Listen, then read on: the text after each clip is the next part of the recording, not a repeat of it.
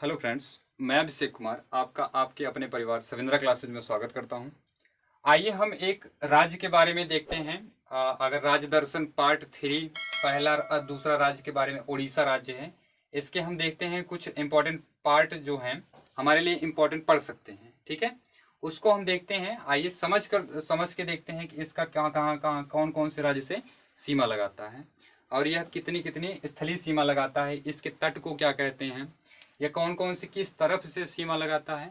तो आइए देखते हैं। अगर कहा जाए यह अगर अपनी सीमा किस राज्य से लगाता है और यह कितनी सीमा जल से लगाता है, तो यह एक कहा जाए तटीय क्षेत्र है। अगर कहा जाए इसके तट को क्या कहते हैं, तो इसके तट को उत्कल तट कहते हैं। तथा अगर कहा जाए इसको अगर भारतीय सरकार तट भी कहा जाता है।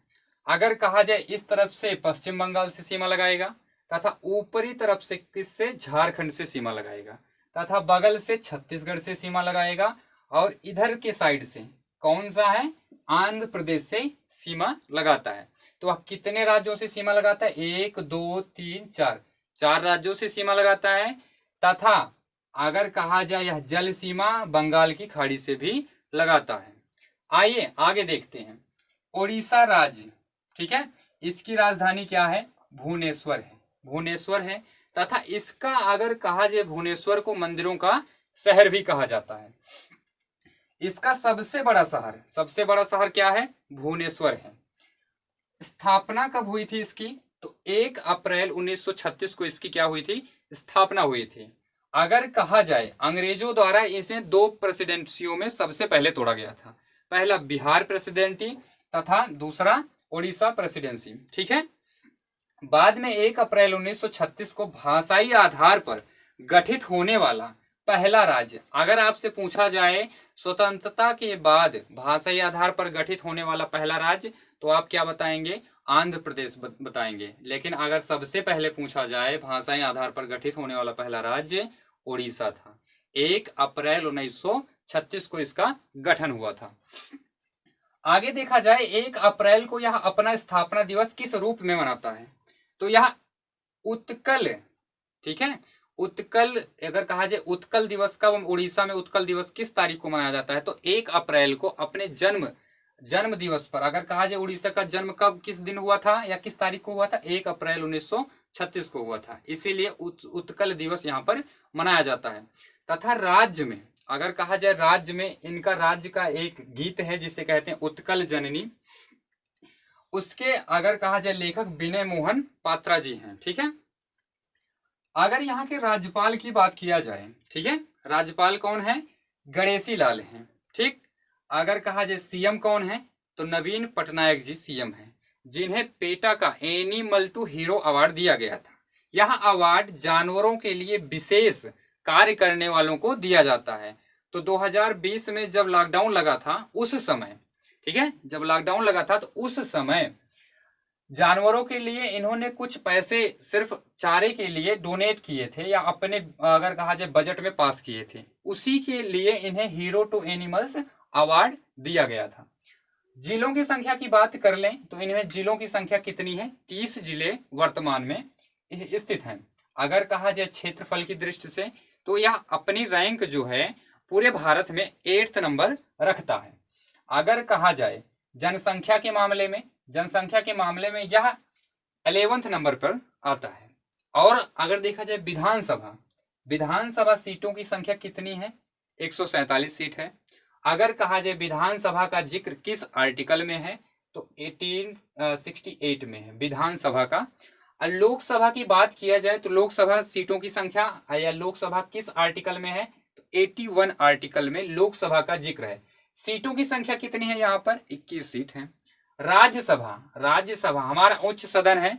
अगर आर्टिकल की बात करें तो आर्टिकल कितना है, 80 है। अगर कहा जाए सीटों की संख्या तो 10 सीट उड़ीसा रखता है अपने पास, 10 सीट। ठीक है, बात करते हैं हाई कोर्ट की। हाई कोर्ट कहाँ है, कटक है। ठीक है, इधर देखते हैं, कटक है। कटक किस नदी के किनारे स्थित है, तो महानदी के किनारे स्थित है कटक। ठीक है, यहीं पर भारत का चावल अनुसंधान कहाँ है, कटक में ही स्थित है, जहां पर सुभाष चंद्र बोस जी का जन्म हुआ था। ठीक है, आगे देखते हैं। न्यायाधीश यहाँ के कौन है? एस मुरलीधर यहाँ के न्यायाधीश हैं। हाई कोर्ट होगा तो न्यायाधीश होंगे, यहाँ के मुख्य न्यायाधीश अगर बात किया जाए तो कौन है? एस मुरलीधर जी हैं। आगे देखते हैं, भाषा देख लेते हैं। तो यहाँ की एक भाषा है जिसे ओडिसी कहते हैं या उड़िया भाषा कहते हैं। हमारी सांस्कृतिक राष्ट्रीय भाषाओं में अगर कहा जाए तो 6 भाषाएं स्थित हैं। 2014 में उड़िया को भी दिया गया था स्थान। यहाँ के पशु देख लेते हैं। तो यहाँ का पशु है एक सांभर, एक जीव होता है। आगे देखते हैं, पक्षी कौन सा है? भारतीय रोलर। भारतीय रोलर को हिंदी में अगर कहा जाए तो नीलकंठ कहते हैं। यह जो है यह पक्षी है कर्नाटक का भी। ठीक है, आगे देखते हैं, फूल कौन सा है? कमल का फूल है, जिसे इंग्लिश में लोटस कहते हैं। आगे देखते हैं, वृक्ष कौन सा है? तो बनियान ट्री या बरगद का वृक्ष। ठीक है, आगे देखते हैं, अगर कहा जाए बारामती स्टेडियम, यहाँ के इस प्रमुख स्टेडियम कौन कौन से हैं? तो कटक में बारामती स्टेडियम स्थित है। ठीक है, अगर दूसरा देखा जाए वीर सुरेंद्र स्टेडियम कहां पर है? संभलपुर जिले में स्थित है। दूसरी बात करते हैं आपका कलिंग स्टेडियम। कलिंग स्टेडियम कहाँ स्थित है? भुवनेश्वर में है। अभी आपको पता ही होगा कलिंग युद्ध कब हुआ था?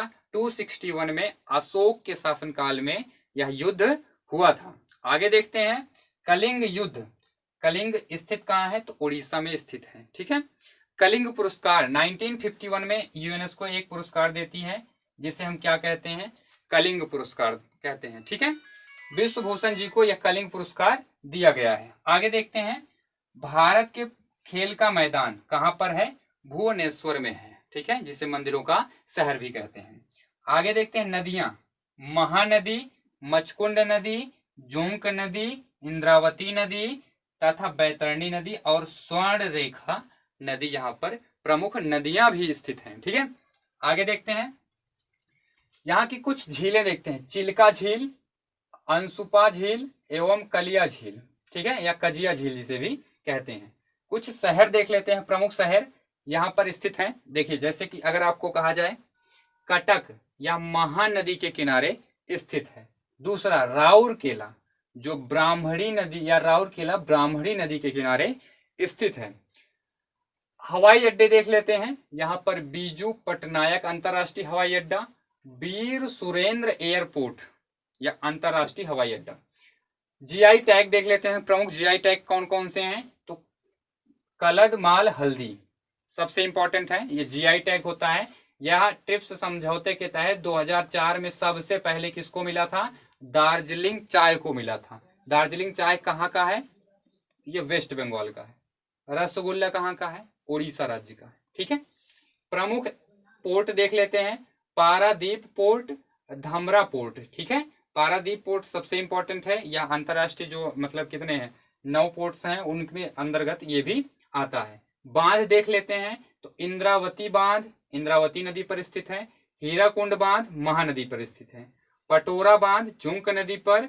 अगर कहा जाए रेंगाली बांध या कहाँ पर स्थित है? तो ब्राह्मणी नदी पर स्थित है। तो यह आपके कुछ उड़ीसा से संबंधित प्रमुख क्वेश्चंस हैं, जिसके आंसर भी हैं। और अगर कहा जाए इसका दूसरा पार्ट, जिसके अभी इसमें क्या क्या बचा हुआ है, प्रमुख नृत्य बचे हुए हैं, और अगर कहा जाए कुछ छोटी छोटी चीजें भी यहाँ पर बची हुई हैं, उनको हम कवर करेंगे नेक्स्ट पार्ट में। तो अब थोड़ा सा अगर कहा जाए कि आप चैनल को सब्सक्राइब करिए। अगर इसके बारे में दूसरा पार्ट आप जानना चाहते हैं तो चैनल को सब्सक्राइब करिए, वीडियो को लाइक करिए और कमेंट करके बताइए कि वीडियो आपको कैसा लगा। तथा चैनल को जितना से जितना ज़्यादा हो सके वीडियो को भी शेयर करिएगा। जितने लोग इससे जितने भी व्यूज़ आते हैं वो हमारा मनोबल उतना ज़्यादा बढ़ेगा, जिससे हम आपको अच्छे से अच्छा वीडियो प्रोवाइड कर सकें। ठीक है दोस्तों, तो चलते हैं फिर। जय हिंद, जय भारत।